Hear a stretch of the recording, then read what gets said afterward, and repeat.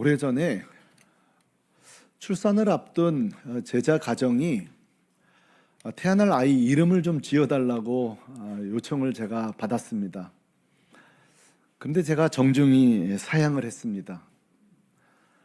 그 이유는 그분들의 요청을 제가 무시하거나 가볍게 여겨서가 아닙니다. 그 이유는 본디 자녀의 이름이라는 것은 부모가 하나님 앞에서 그 아이를 향한 소망과 기대를 담아서 짓는 것이 좋겠다고 제가 판단했기 때문입니다. 또 한편 그것이 성경의 전통이기도 합니다. 성경에 등장하는 이름들은 허투루 지은 이름이 하나도 없습니다. 전부 다 그 마음과 기도를 담아 이름을 지었고 실제 그 이름대로 성취되는 것을 우리가 봅니다. 가령 이런 것입니다. 여러분, 여호수아의 이름의 뜻이 무엇인지 아십니까? 여호와는 구원이시다, 그런 뜻입니다. 실제 그는 구원의 지도자로 놀랍게 사용되었습니다. 갈렙은 전심이란 이름을 가졌지 않습니까? 근데 실제로 그는 여호수아의 참 좋은 전심 가진 충성된 동역자였습니다. 베드로는 주님이 반석이라는 이름을 지어주었는데 주님 부활 이후에 초대교회에 정말 반석과 같은 기둥과 같은 지도자가 됩니다. 그리고 바나바는 위로라는 뜻인데 성경에 보십시오. 바나바의 삶은 늘 위로의 사람, 화합의 사람, 놀라운 사람이었습니다. 다 이름대로 되었습니다.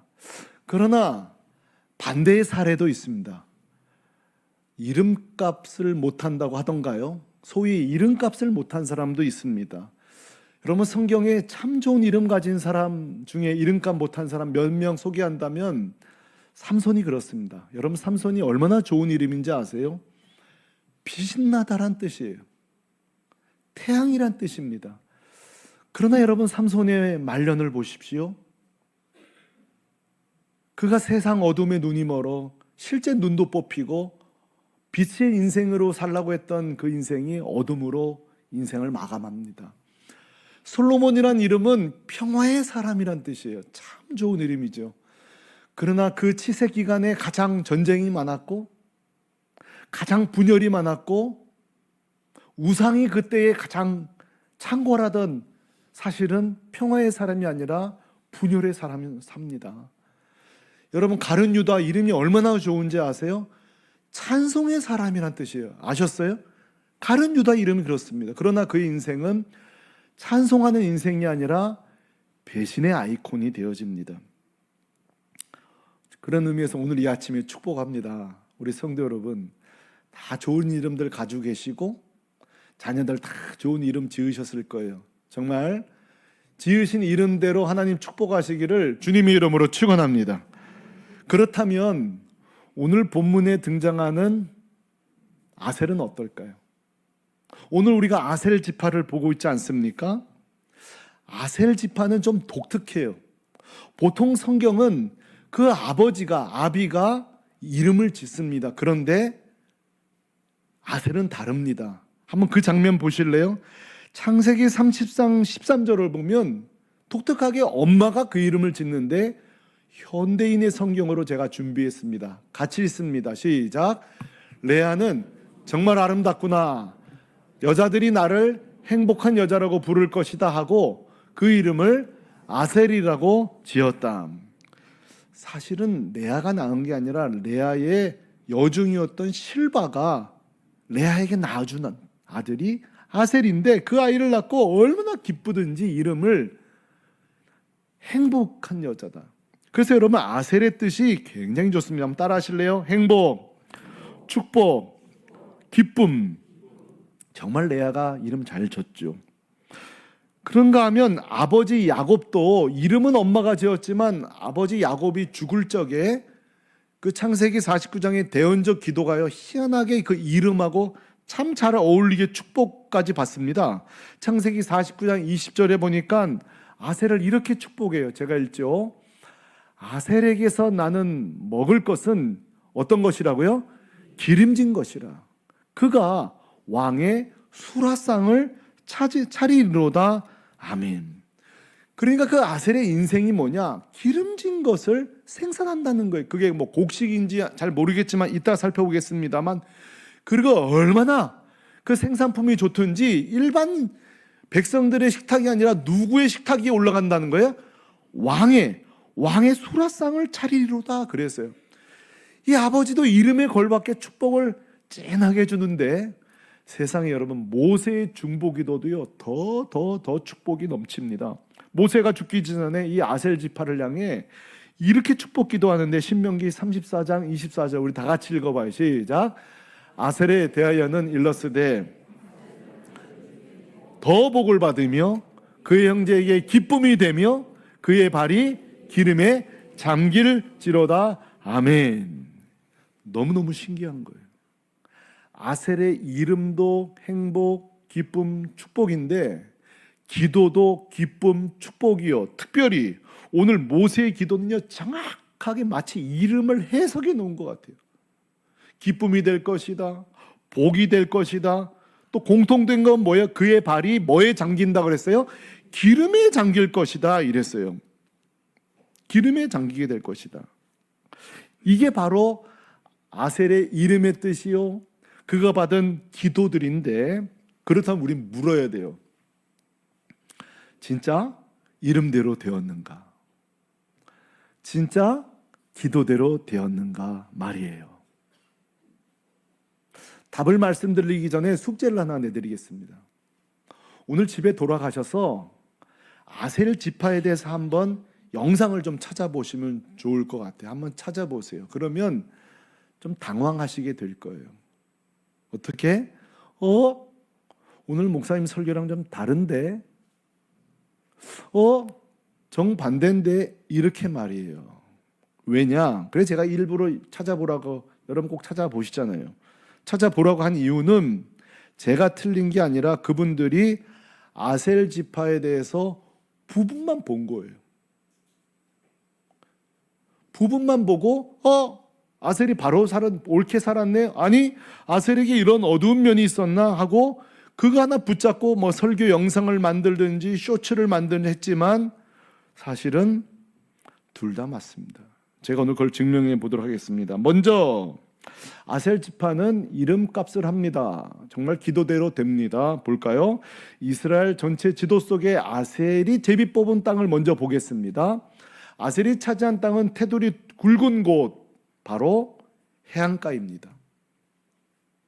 제일 북쪽에 해안가에 땅을 분배받는데, 한번 저 지도를 확대해 보니 바로 두로, 시돈부터 시작돼서 오늘 성경에 읽어주신 그 지명들이 다 나오는데, 이게 기도대로 성취되는 게 뭔지 아세요? 바로 두로, 시돈, 해안가를 비롯해서 저 벨트, 저희가 올리브 벨트라고 불러요. 다시 말해서 저 지역이 이스라엘에서 올리브 생산 최대 생산지가 저 벨트예요. 그러니까 오늘 우리가 기도할 때 기름질 것이다, 이런 표현 기억나시죠?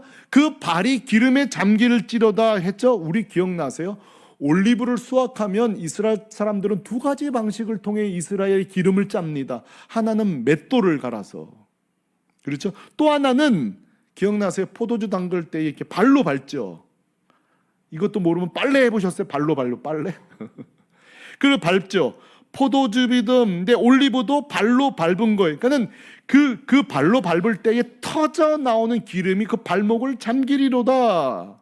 이 말씀이 성취되는 거예요. 그리고 실제 이 땅, 방금 우리가 본 저 지역의 땅이 기도대로, 예언대로, 축복 기도대로 올리브 무역의 최대 생산지로 효자 지역이, 효자. 다시 말해서 여기가 생산되는 바람에 다른 지파까지 부유해진 거예요.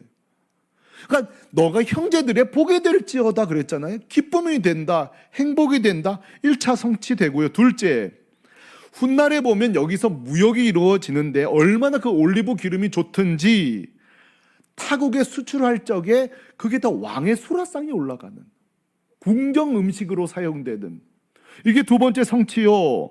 마지막으로는요, 이 솔로몬 때에 이스라엘과 히람 국가가 서로 물물 교환을 해요. 히람은 성전에 질 나무를 주고 이스라엘은 올리브를 줄 때 그때 거래되던 게 이쪽 올리브 지역. 그러니까 정확하게 야셀이라는 이름대로 이스라엘 자국에도 축복이 되고 타국에도 행복과 축복이 돼요. 그러니까 성취된 거예요. 너무너무 놀랍죠. 그런데 이제 아셀 지파에 대한 부정적인 기록, 흑역사를 찾아볼 차례입니다. 사사기 1장으로 가면 아셀이 이름값을 못합니다. 이름은 기쁨인데 형제들의 기쁨이 되지 못한다고요. 자, 사사기 1장 31절과 32절에 보면은 이렇게 나오는데 오늘 자매들이 좀 많이 나오신 것 같아요. 자매들 읽어주세요. 시작. 아셀이 악고 주민과 시돈 주민과 알랍과 악삽과 햇바와 아빅과 르홉 주민을 쫓아내지 못하고 아셀 족속이 그 땅의 주민 가나안 족속 가운데 거주하였으니 이는 그들을 쫓아내지 못함이었더라. 아멘. 한번 따라해 보실래요? 쫓아내지 못했다. 두 번이 나옵니다. 하나님의 명령은 쫓아내라는 것이었습니다. 그러나 아셀 지파가 쫓아내지 못합니다. 왜 그랬을까요? 불순종 맞잖아요. 좀 더 디테일하게 찾아볼 이유가 있습니다. 5가지 이유 때문에 쫓아내지 못합니다. 첫째는 현실적인 어려움이에요. 하나님의 명령은 분명히 쫓아내라는 거예요. 그러나 쫓아내려면 뭘 해야 돼요? 전쟁을 해야 돼요. 전쟁을 하다 보면 그 당시 가나안 사람들과 이 사람들이 땅을 차지하고 서로 노동력을 제공받고 돈을 주는 거래가 있었기 때문에 서로 알콩달콩 잘 살 수 있는 구조인데 이걸 척을 쥐고 싸워야 되는 거예요. 명령과 현실적인 이익 앞에 오락가락할 수밖에 없는 거예요. 둘째, 갈등이 생기는 거예요. 말씀과 이 현실의 이익 앞에 갈등인 거예요. 이거 해야 돼. 어떻게 해야 되나? 어떻게 해야 되나? 그러니까 순종은 해야 되는데 현실은 순종할 수 없는 거예요. 셋째, 결국 그들이 선택한 건 타협이에요. 타협. 여러분 이 과정을 잘 보셔요. 타협한. 그래서 그 족속들을 타협한 거예요. 그들의 노동력을 받고 어차피 올리브 최대 생산지로 우리가 이렇게 살면 잘 살 수 있는 거 아닌가? 성도 여러분, 그런데 항상 우리가 놓치는 게 있습니다. 현실의 이익과 유익을 추구하는 때 항상 놓치는 것은 영적인 것입니다. 그들과 손잡고 서로 필요를 주고받는 관계가 돼선 좋으나 문제는 서서히 이스라엘 백성들이 가나안 땅에 동화되어 갑니다. 우리는 이것을 세속화라고 합니다. 그리고 마지막에 구약의 역사에서 여러분 이 땅을 결국은 빼앗깁니다. 자, 언약으로 약속받은 땅을 결국은 마지막에 빼앗긴다는 거예요. 저는 저 5가지를 제가 이렇게 정리하면서 제가 정리가 되더라고요. 중요한 사실이 정리가 되었어요. 그것은 뭐냐면 아셀이 갑자기 땅을 빼앗기고 갑자기 세속화된 게 아니더라고요. 다시요. 1번화 시킬게요. 그 누구도 갑자기 타락하지는 않습니다. 서서히 타락하고 있다는 사실을 아셔야 돼요. 아셀이 역사 속에서 서서히 처음에는 갈등하다가 좀 같이 살아봐 마라, 살아봐, 동화돼, 나중에 빼앗겨. 아하, 이래서 성도들이 우리가 타락하는구나. 죄가 한꺼번에 우리를 삼키면 우리도 싸울 텐데 이 죄가 슬그머니 들어오는 거예요. 처음에는 죄가 문지방에 다리를 썩 넣어요. 문을 못 닫게 해. 그리고 죄가 마당으로 들어와. 그러나 나한테 큰 해는 안 끼치네. 그런데 어느새 어디있지 보면 안방에 들어와 있는 거예요. 이게 아셀 지파가 우리에게 보여주는 거예요. 두 번째로 제가 아셀 지파를 보면서 깨달은 게 있어요. 타락의 출발이 뭐냐는 거예요. 자, 여러분 아셀이 이렇게 서서히 디클라인, 쇠퇴하는데 이 아셀이 점점 타락할 때 그 출발이 뭐냐 할 때 보세요. 쫓아내거라. 이들을 쫓아내라는 명령에서 점점 멀어졌기 때문이에요. 아하, 타락은 우리가 눈치 못 채게 말씀에서 멀어질 때에 바로 타락하진 않거든요. 근데 우리가 말씀에서 멀어지는 순간에 따라합시다. 타락은 시작되었다. 에이, 오늘 하루 큐티 안 한다고. 오늘 일주일 큐티 안 한다고. 근데 이게 보름이 되네. 어느새 한 달이 되네. 어쩌면 지난 몇 개월 동안 성경 한 절 읽지 않고 살아오신 분도 있지 몰라요. 자, 우리가 성경에서 이렇게 멀어져요. 자, 멀어져. 성경 좀 안 읽었어. 나는 지금 여기 서 있죠. 여러분, 성경에서 멀어진다는 건 뭘 말하냐면요, 두 가지를 아셔야 돼요. 성경에서 멀어지는 순간 하나님에게서 멀어진다는 걸 꼭 잊지 마시기를 바랍니다. 더 중요한 거 말씀드리고 싶은 거예요. 성경과 하나님과 멀어지면 나는 가만히 있느냐? 세상과 가까워졌다는 걸 잊지 마십시오. 에이, 하나님에서 멀어졌으면 나 여기 있는 거지. 아니라니까요. 우리가 말씀과 하나님과 멀어졌다는 것은 마귀와 가까워졌다는 거예요. 세상과 가까워졌다는 거예요. 말씀에서 멀어지는 순간 아까 뭐라고 했죠? 마귀가, 사단이, 죄가, 이 세속의 물결이 틈을 비집고 들어오는 거예요. 성도 여러분, 역사의 고증에 의하면 그 아수르라는 나라를 왜 이스라엘을 비롯해서 모든 나라가 두려워했는지 아세요? 지금 그 아수르 땅을 고고학적으로 보면 여리고만치 성이 단단했기 때문에 싸울 엄두를 못 냈는데, 그래서 사람들은 뭐라고 말했는 거 아니, 과연 저 아수르의 저 성을 무너뜨릴 수 있을까 할 때에 무너뜨리기 어렵죠. 근데 여러분 기억하십시오. 그 아수르의 성이 어떻게 무너진지 아세요? 작은 틈으로, 홍수가 일어났을 때 틈으로 물이 들어오기 시작한 거예요. 아수르의 성이 사람이 무너뜨린 게 아니라 자연이 무너뜨린 거예요. 자, 그 성에 조그만하게 구멍 났을 때에, 졸졸졸 물이 나올 때에 그게 뭐라고 했을지 몰라요. 작은 구멍은 주먹만한 구멍을 만들고, 주먹만한 구멍은 몸통만한 구멍을 만들고, 이 몸통만한 구멍을 방치하는 순간에 거대한 그 틈새로 물결이 쏟아져 들어와서 그 아수르 성을 무너뜨렸듯 우리의 신앙이 똑같은 거예요. 왜 아셀이 왜 방심했을까요? 왜 방심했을까요? 내가 올리브 좀 생산하자고 조금 타협하는 게 그게 뭐가 문제냐는 거예요. 그 노동력 좀 얻고자 같이 사는 게 뭐가 문제냐고요. 천만에 죄는 조연으로 있기를 원치 않아요.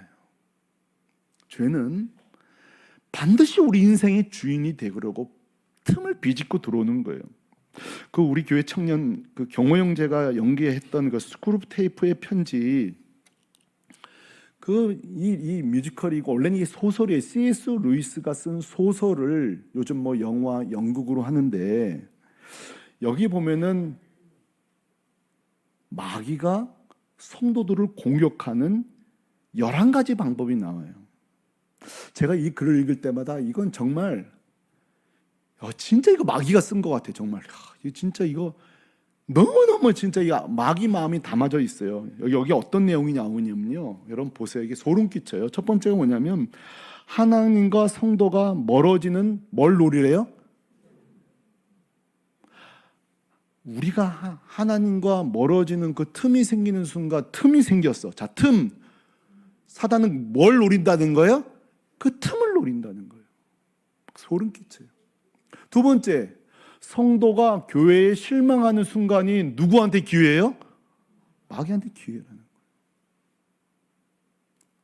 세 번째, 성도가 불화를 일으켜라. 그렇죠? 실컷 은혜 받고 또 다투게 만들고, 모든 것이 리셋되는 거예요. 받은 은혜가 리셋. 네 번째가 이걸 우습다고 해야 돼, 슬프다, 우프다고 해야 될 것 같아요. 네 번째, 믿음이 커지면 내 능력인 양 어떻게 만들어요? 야, 내가 믿음이 커져. 내 능력인 양 교만하게 만들라는 거예요. 다섯 번째, 재밌지 않아요? 음식을 먹을 때도 뭐하게 불평하게 하라고요? 까다롭게. 그러니까 여러분, 우리가 식사할 때도 너무 까다롭게 하지 마세요. 건강한 건 좋으나 너무 또 까다롭게는 하지 마세요. 어떤 분은 까다로워 되냐면 그날이 마지막 식사이신 분, 오늘이 내 마지막 식사할 때는 까다롭게 하셔도 돼요. 다섯 번째, 예배에 참여하더라도 어떻게 하게 예배하게 하라? 네. 앞뒤 좌우로 쳐다보라고 하고 싶은데 안 하겠습니다. 형식적으로 하고 있는지 제대로 있는지. 왜? 얼굴 안 써 있으니까 이게 노출이 안 돼. 그러나 자기는 알아요. 자기는 알아요. 그러면 형식적인 예배와 전심 예배는 뭐냐? 이거예요.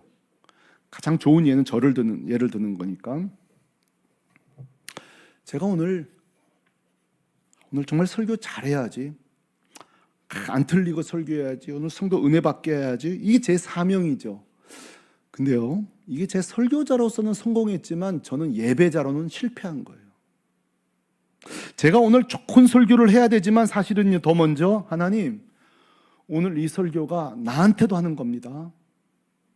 오늘 이 설교가 저도 회개해야 됩니다 하면서 제가 두려움을 갖는 거예요. 그러면 저는 어떻게 되냐? 예배자면서 설교자가 되는 거예요. 우리가 오늘 예배 드리고 있지만 예배 끝나고 무슨 걱정, 예배 시작 전 무슨 걱정, 정신이 다른 데 팔려 있고 지금 정말 하나님께 전심으로 예배할 수 없다면, 입으로는 내게 있는 향유 옥합 주께 드리네 하고 있지만 나를 깨트려서 예배하고 있지 않다면 그게 바로 형식적인 예배인 거예요. 성도 여러분, 오늘 우리 예배를 방해할 자는 아무도 없습니다. 오늘 우리 예배, 하나님과 우리 사이에 가로막을 자는 아무도 없습니다. 아니, 우리와 하나님과 우리 사이를 가로막는 사단 마귀가 그 틈을 노리지 않도록 느리려 할 적에 오늘 우리가 바른 예배자로 이 마귀의 공격을 괴멸하는 여러분 되시기를 주님의 이름으로 축원합니다. 저는 이 C.S. 루이스의 스크립 테이프는 소설이 아니라 이건 사실이다, 팩트다. 저는 그래서 이 소설을 읽고 나서 제가 만든 문장이 하나 있어요. 마귀는 성도가, 같이 읽어봐요. 시작. 마귀는 성도가 타락한 후에야 비로소 반드시 휴식을 취한다 그랬어요. 이 말은 마귀는요, 우리가 죄 짓기 전까지는 안 쉰다는 거예요. 이게 지금 C.S. 루이스가 말하고 싶은 거예요. 우리가 타락할 때야 비로소 휴식을 취한다는 거예요. 우리의 예배가 엉망진창이 돼야만 휴식을 취한다는 거예요. 이 얼마나 무서운 얘기예요. 자, 아셀 얘기로 다시 돌아가죠. 아무리 축복, 행복, 기쁨이란 좋은 이름을 가진 아셀일지라도 보세요. 말씀, 하나님의 명령에서 멀어지는 순간에 그 이름의 영광이 가려지는 거예요. 그 이름의 빛이 희미해지는 거예요. 그러므로 성도 여러분, 여기서 하나 점검하고 가셔야 돼요. 우리가 나 정말 예수 잘 믿고 싶은데, 나 정말 신앙생활을 잘하고 싶은데는 총론이고 강론이 필요해요. 강론은 뭐예요?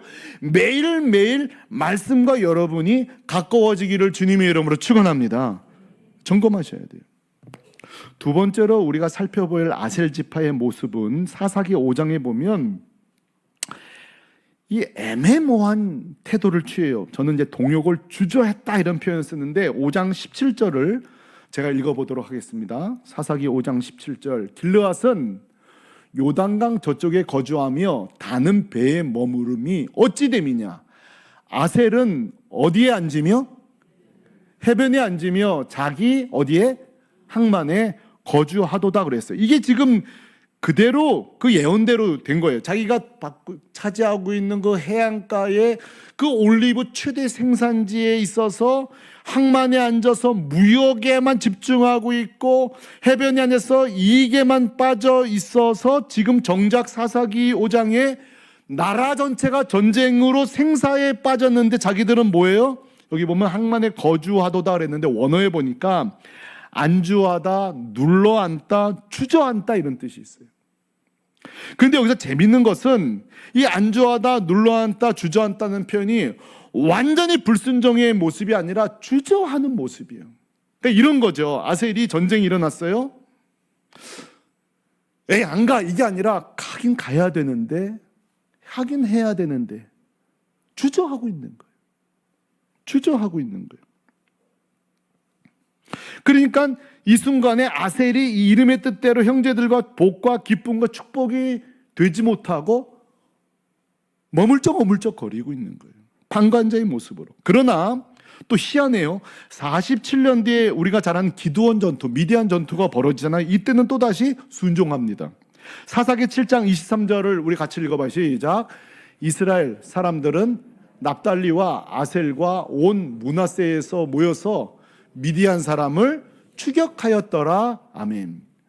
여기서 이 기드온 전투 때에 아셀이 이 전투에 추격하였더라 할 때에 이 추격하다는 단어가 사실은 그렇다고 해서 아주 공격적인 태도는 아니에요. 참여 정도. 그러니까 여기서도 아셀이 동참은 하되 머뭇거리면서 그러면 우리는 좀 아셀에 대해서 정리를 좀 해봐야 되는데 하나만 더 보고 아셀의 정체를 우리가 정리하십시다. 자, 500년 뒤에 이 500년 뒤에 히스기야가 남북이 갈라지고 북은 완전히 우상 숭배로 찌들어버리고 히스기야가 남쪽이란만이라도 다시 복음으로 말씀으로 일으키자고 종교 개혁을 시작할 때에 북쪽 지파에게 편지를 보냅니다. 동참하라고. 이 종교 개혁에 너희들도 동참해야 되지 않고 편지를 1절에 보냅니다. 근데 말이죠. 이 편지를 받고 그들이 합력하면 얼마나 좋을까요? 10절에 보니까 비웃고 조롱하게 되어집니다. 자, 10절 말씀을 같이 한번 보시죠. 예, 10절 같이 읽어 시작. 보디발 군이 므낫세 지방 각 성읍으로 두루 다녀서 스불론까지 이르렀으나 사람들이 그들을 조롱하며 비웃더라. 비웃는 거예요. 예배를 비웃고 유월절을 비웃고. 근데 말이죠, 여기서 귀한 게 아셀이 등장합니다. 다 비웃을 때 이 초대에 겸손하게 응하는 몇 사람이 등장하는데 그 다음 절 11절을 제가 읽어보겠습니다. 그러나 아셀과 므낫세와 스불론 중에서 누가요? 지파 전체도 아니야. 지파 전체도 아니고 소수의 몇 사람이 스스로 어떤 마음으로? 겸손한 마음으로 예루살렘에 이르렀다는 거예요. 그러니까 여기서도 아셀 전체는 주저하고 머뭇거리고 순종하지 못할 때 겨우 소수의 사람들이 겸손한 마음으로 나와서 우리가 다시 회복되어야 되겠다고 히스기야에게 나왔다는 거예요. 성도 여러분, 제가 오늘 설교 시작하면서 이랬죠. 여러분이 돌아가서 아셀에 대해서 자료를 찾아보면 왜 서로 의견이 다르지? 그 이유가 바로 여기에 있는 거예요. 그 역사 속에 아셀은 항상 정리해보면 어떤 사람이냐? 이름은 행복, 축복, 기쁨이에요. 과연 이름대로 살았나? 정답은 그럴 때도 있었고 그러지 못할 때도 있었다. 아니, 완전히 순종한 것도 아니고 완전히 불순종한 것도 아닌 그 사이에 항상 머물러 있는 거예요. 여러분, 이 아셀을 잘 연구할 필요가 있어요. 이게 사실은 우리들의 모습이기 때문에 그래요. 그럼 우리 중에 하나님을 완전히 떠난 분 계세요? 없어요. 하지만 또 그렇다고 하나님 품으로 완전히 들어가지 않을 때도 있어요. 이게 우리 모습 아니에요? 완전히 하나님 편도 아니고 그렇다고 완전히 세상 편도 아닌 거예요. 그럼 뭐예요? 아셀의 정체가 하나님과 세상 사이에 하나님이 아버지란 거 알면서도 늘 그 사이에 머무는 자들. 완전히 순종한 지파도 아니고 그렇다고 완전히 불순종한 지파도 아닌 거예요. 저는 오늘 설교 준비하면서 이랬어요. 하나님, 누가 이 아셀 지파를 정죄할 수 있으리요? 이게 제 모습인데요. 성도 여러분, 생각해 보세요. 그처럼 예배하고 싶을 때도 있지만 때론 예배하고 싶지 않을 때도 우리에게 있어요. 그렇다고 성도 여러분, 예배하기 싫을 때 또는 오늘은 예배드리기 싫다 그럴 때, 여러분 집에서 계실 때 솔직히 마음이 편해요, 안 편해요? 편하면 정말 심각한 거고, 죄 짓는데 평하다? 그 문제는 우리 항상 마음이 불편해요. 왜냐하면 여러분 왜 죄 짓고 불편한지 아세요? 두 가지 이유 때문에 그래요. 하나는 말씀이 우리 안에 있고 성령이 내 안에 계시기 때문인 줄로 믿습니다. 성도가 죄 짓고 편하다, 그거 조금 심각한 거예요. 우리가 때때로 하나님 앞에 이런 말 써도 되는지 몰라 꼬장 부를 때가 있어요. 나 이제 기도 안 할래요. 나 이제 봉사 안 할래요. 나 이제 교제 안 할래요. 꼬장 부렸다가도 며칠만 지나면 가슴에 갈등이 생겨, 안 생겨요? 안 생기면 그건 심각한 거예요. 생겨요. 기도 안 하면은요, 내가 기도해야 되는데, 그래서 기도 나오세요. 또 나가긴 싫어. 그럼 뭐야? 기도하고 싶지만 또 기도 안 하고 싶기도 하고, 알아서 해석하세요. 이게 바로 아셀 지파의 정치예요. 요즘 이 지파에 대해 설교할 때마다 고마운 우리 성도들이 있어요. 설교 끝나고 문자 보내면 어떤 분 그래, 목사님 오늘도 제 모습을 발견했어요, 성경 속에서. 여러분, 그게 좋은 성도예요. 성경 속의 인물을 보고 자기를 성찰하는 거, 자기를 각성하는 거, 그게 올바른 성도예요. 그 성도를 보고, 그 나쁜 걸 보고 남이 떠오르는 것이 아니라 내가 떠오르는 거, 그게 은혜예요. 오늘 아셀 지파가 그거예요. 예배할까 말까 늘 머뭇거리고, 기도할까 말까 머뭇거리고. 이 중에도 이런 분도 있어요. 이 구원으로 정리해 볼게요. 내가 예수를 믿을까 말까. 제가 오늘 부탁드려요. 예수님, 내가 예수님을 나의 인격적인 주로 믿겠습니다고 선언하는 순간에 여러분 안에서 성령님이 놀라운 일을 하실 줄로 믿습니다. 그 일성을 뱉어버리시길 바랍니다. 내가 천국 갈 수 있을까 말까 오락가락하고 있어요. 그렇게 예수 믿으면 구원받고 나를 위해 십자가 죽으셔서 보혈로 씻음받은 자는 구원받는다고 했는데도 여전히 어렸을 때부터 배웠던 착한 일을 해야 구원받는, 자꾸 이게 오락가락해. 성경 공부 하는 것 따로, 전통 민속 세상 생각 따로, 항상 말씀과 전래동화 사이에서, 말씀과 전설의 고향 사이에서, 이 전설의 고향에 맨날 귀신 딱지들 나타나서 잡아가고 뭐하고, 그러니까는 예수 믿으면 천국 간다고 아는데도 또 이런 거 보면 전설의 고향 신앙 가진 사람도 안 돼요, 여러분. 안 됩니다. 안 돼요. 정말 정신 차려야 돼요. 오락가락 하지 마세요. 예수 믿으면 천국 가는 줄로 믿습니다. 오락가락 하면 안 돼요. 이게 뭐예요? 아셀 신앙이에요. 이 진리가 있으면 딱 받으면 되지, 선물로 구원을. 세상 말, 그 거짓된 말에 자꾸 혼역되고. 역사 속에 아셀 지파가 있던 거 아십니까? 하나만 하겠습니다. 중세 시대에 종교개혁자 에라스무스라는 아주 소중한 분이 있습니다. 근데 이 에라스무스라는 이 종교개혁자가 우리에게는 저평가받는 이유가 제가 말씀드리겠습니다. 우리가 마틴 루터, 잔 칼빈, 이 사람들을 우리 다 아시잖아요. 그런데 여러분, 에라스무스는 사실은 마틴 루터와 잔 칼빈에게 영향을 준 사람이 에라스무스예요. 그런데 우리에게 저평가받는 이유를 오늘 말하려고자 하는 것입니다. 종교개혁이 일어나기 전에 카톨릭 교회의 부패와 타락을 보고 에라스무스가 비판합니다. 이것은 성경적이지 않습니다. 지금 이 공교회는 하나님이 기뻐하는 교회가 아니라고 비판하는 것을 듣고 마틴 루터가 도전을 받고 종교개혁에 불을 지핍니다. 그러니까 에라스무스가 마틴 루터의 불씨를 키워준 거예요. 그리고 교황청과 루터가 본격적인 전쟁이 벌어집니다. 그때에 에라스무스가 애매한 태도를 취해요. 이것입니다.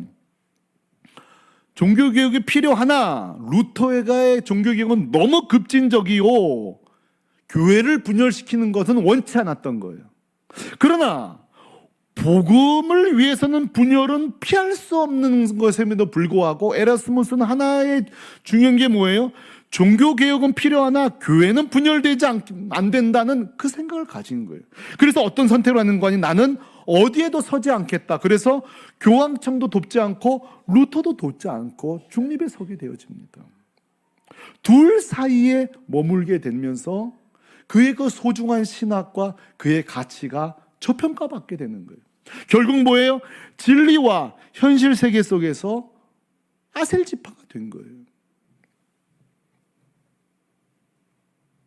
철로역정에 등장하는 크리스찬이라는 주인공이 있는데 그에게 전도받은 사람이 플라이 어블이라는 사람이 나오는데, 이 사람이 플라이 어블이 크리스찬의 전도를 받고 천국의 영광과 복에 매료되어서 내가 이 크리스찬을 따라서 순례자의 길을 걷겠다고 길을 떠납니다. 가다가 절망의 늪이라는 고난을 만나자 태도를 바꾸고 이렇게 말합니다. 당신이 말한 천국의 행복이 고작 이런 거라면 난 안 가겠소. 그러니까 천국 복음을 들을 때는 아멘 했다가 환란이 오니까 어떻게 해요? 뒤돌아서 버린 겁니다. 이게 뭐예요? 천국의 복과 세상의 고난 사이에 머물러 버린 것입니다. 이게 다 뭐예요? 오늘 아셀 지파의 태도예요. 우리는 어떻게 해야 될까요, 성도 여러분? 우리는 어떻게 해야 될까요?